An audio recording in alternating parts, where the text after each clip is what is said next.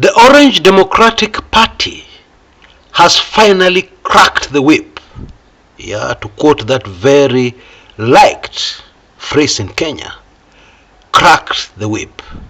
What that means is that leading MPs, at least 5 of them, are now no longer members of ODM, which means technically they are no longer members of parliament. Because legally, according to our laws, you cannot be a member of parliament floating. Whoever sponsored you into parliament, the minute they withdraw their sponsorship, you are done. You will have to seek re-election at the ballot. And if you believe you're so popular, you can even vie as an independent candidate. Forget these party membership manenos.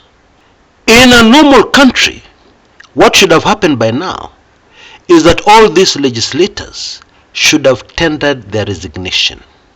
Because they're supposed to be respected members of community, to set even an example, there would have been no debate over this issue. But hey, this is Kenya. And yes, these legislators are partyless, but so what? You know, this is absolutely ridiculous. These legislators, virtually all of them, were elected because of the ODM party. They were elected because of the name Raila Odinga. That is the truth. Look at a man like Jalas. Yeah, Felix Odiwuor Jalango. That's his real name. Who knew him in politics? Yeah, who knew him? He won the Langata seat. Indeed, Raila Odinga's previous seat in the days when he was an MP. He won that seat with Raila Odinga's name. But now, these same legislators frequent press conferences where they are firing barbs at the person who made them what they are today. That is Kenya for you. However, let us stick to the legal side of this issue. Yeah? Character of people, we expect bad characters in Kenyan politics. We're used to that, tumezoea, sindio? And the law is very clear.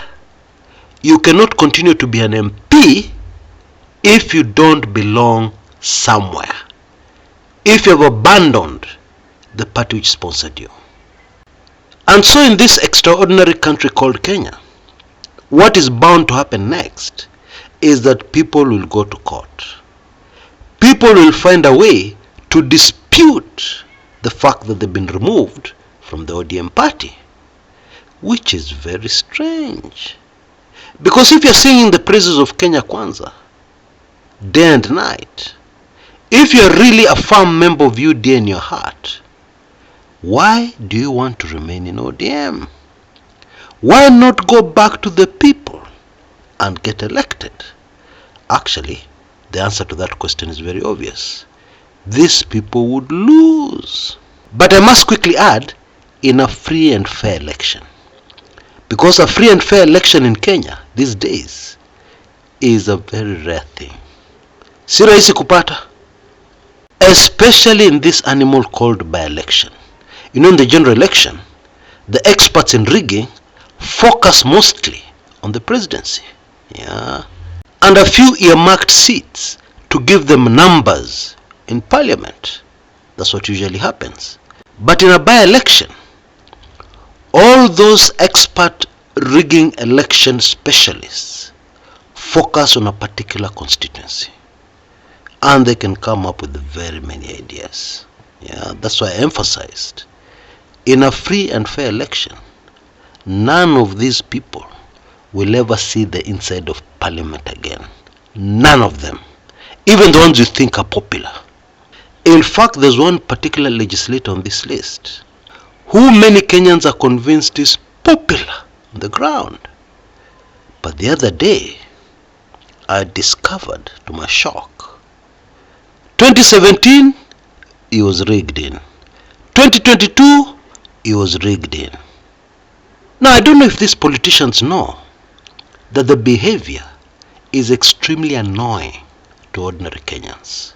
Voters are livid. They're very angry at them. I'm not sure if they are aware, because the way they behave, I would not be sure. They're behaving as if what they're doing is okay. There's nothing wrong with it. What the actions are telling Kenyans is, utadu, what can you do? Nothing. I'll remain in parliament until 2027. Utafanya nini? What can you do? That's really what they're telling us in our faces. And I don't know if they're aware that their actions will definitely not stand the test of time, and more importantly, will have, and indeed has already had, consequences. And those consequences are, their political careers are over. I mean, over the decades I've seen this so many times. In 1992, we had some legislators who defected from the then opposition to KANU, Mama na Baba. And if we can be fair to the KANU party, at least the KANU party understood democracy and allowed by-elections. Yeah, they got a legislator to defect, and immediately there was a by-election. Of course, they fiddled with it, but at least they pretended they were obeying the laws of the land. But the current administration, in fact, I found the comments of one Senator Samson Cherargei very interesting. There is an English expression: people who live in glass houses should not throw stones. Now, what Cherargei said, he said, amongst other things, this was conmanship. Conmanship. Now, quick quiz. Which particular political party would you associate the word conmanship with? Which particular administration in Africa would you associate the words conmanship with? It's rather obvious. People who live in glass houses should not throw stones. In other words, what Cherargei was telling us is that these people are working with them, yes, but they must remain within ODM. That's what he was really saying. The party should not take any action against these people. The party should continue supporting these people to the hilt, even as they work closely with the UDA, throwing barbs at ODM. Now, does that make sense to you? Please help me, because it doesn't make sense to me at all. Not one iota. Hey! You know, sometimes Kenyan politics can make you feel like crying, because things which are very obvious should be very obvious. Kizungu mingi inaletwa hapo. Kizungu mingi. Lots of conmanship. And at the end, it is the people who suffer, no justice. Because one very critical part of justice must not only be done for people to respect the justice system, it must also be seen to be done. The public should be able to gauge on their own and decide that in their country there is justice. In Kenya, there is no justice. If somebody with close to about 3 million votes can be declared the winner in a presidential election, and the person with over 8 million votes, genuine votes, actual votes from the people of Kenya, is declared the loser, hey, is there justice in that country? Now, please note, I'm talking about real votes. Yeah, not those votes you manufacture in a computer. Let's get that right. So challenge me on votes, actual votes, not those things you play around in a computer with. Fictional things. Votes created out of air. Votes taken away from your opponent, etc., etc. You know, there's a disease that has come into Kenya. A disease which I can only call quick fixes. You don't have money, or you don't have enough of it, you go for a quick fix. You go where the money is. You take shortcuts. And so to most politicians, what is the need of remaining with ODM when I can join the government side and I gain personally? Okay? And of course their hope is that they'll gain so much personally that some of it will spill over to their constituents. Yeah, that's the idea. A pittance, of course, but hopefully something will spill over to their constituents. And to them 2027 is very, very far away. And even if we go for an election long before 2027, they want to enjoy, even if it is for a year or two, even if it is for a few months, they want to maximize on the enjoyment without daring to look beyond. That is the mentality Kenyans have. And it is so sad. It is more than sad, in my opinion. And let us not try to fool ourselves that these are the only opposition people, the only ODM legislators, politicians, who visit State House. There is another group that visits at night. Okay? And there are many. These tumbocrats are many. Yeah. And then during the day, they are singing Baba praises. They are singing ODM praises. But at night, they are on the other side. So we can say that afadhali hawa. Yeah, because these ones have come out clearly and shown us their true colors during the day. I think those who visit State House at night are much worse. But the good news for long-suffering Kenyans, oh yes, there's some good news, is that these people's joy and eating is going to be very short-lived. Why? Because, according to my information, ODM and Baba have a plan. Okay? In taking this disciplinary action against these legislators, they have a carefully laid out plan. And the whole objective behind this plan is to throw out these legislators from parliament sooner than we all thought. Oh yes. How so? Well, can I draw your attention to the current ongoing national dialogue, bipartisan talks, previously called like that, whatever you want to call them, that are going on at Bomas, or oops, they are on hold at the moment for about 2 weeks, or shall I say recess. Hey, yani these people are not in a hurry. A whole 2 weeks recess. Anyway, let me stay on point. Those talks have yielded a few agreements which were reached quicker than the other heavier ones. And one of them is to have members of parliament who have defected from ODM to be subjected to a by-election. Look at this from the point of view of the UDA administration. These 5 legislators can be sacrificed very easily. Yeah. And it will make UDA look good, especially to the Mzungu. Yeah. That at least in the negotiations, they're ceding ground. And by the way, this is standard negotiation tactics.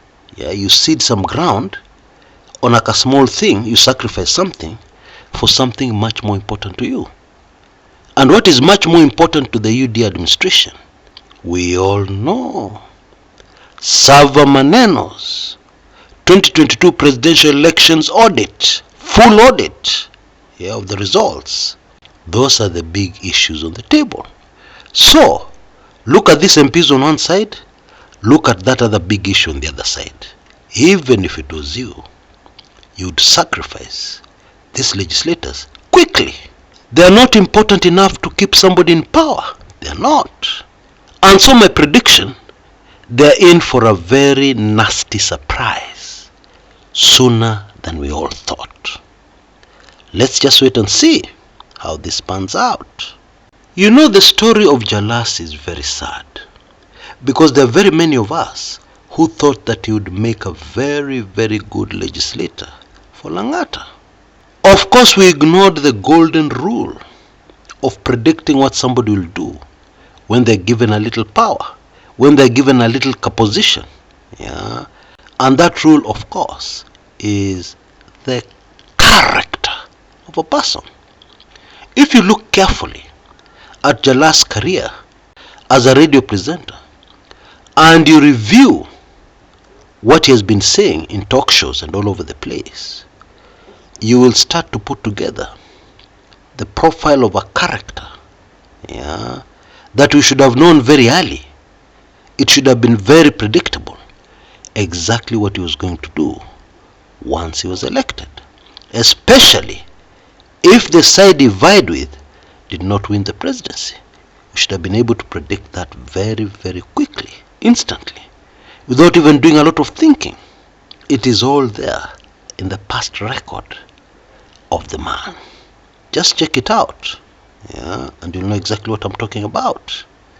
Now I'd like to take this opportunity to thank those two great Kenyans who have sponsored younger Kenyans to get free weekly intelligence briefings. And I'd like to appeal to the rest of us to consider. You can even sponsor just 2, because I know times are hard. You can sponsor 5, 10. And my promise is, the numbers you sponsor, I will match it. If you sponsor 10, I'll sponsor another 10.